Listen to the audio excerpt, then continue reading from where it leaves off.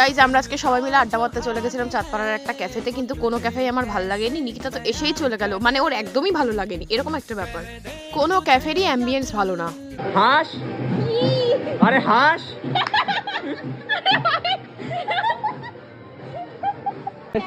Rate মাই photography, ফটোগ্রাফিটাকে একটা rating দাও। কলগেটের add দিচ্ছে দেখো। একটা ভালো ফটো তুলে দিতে বলেছি, তাই এত কিছু করে এরা।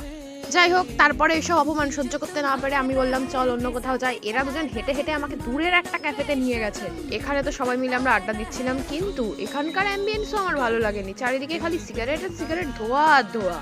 ওখানে যারা কাজ করে তারা ওই স্মোকিং এরিয়াতে বেঁচে আছে কি করে, আমি সেটাই ভাবছি। তারপর আমরা এখানে অনেকজনকে নিয়ে গসিপ করছিলাম। মেনু কার্ড অনেকক্ষণ ধরে দেখার পরে আমরা অর্ডার করেছিলাম 1 প্লেট চিকেন ড্রামস্টিক।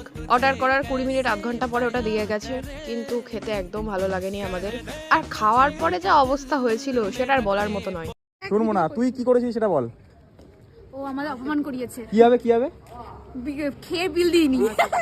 টাকা আমি দিয়েছি টাকা, আমি বেচারা।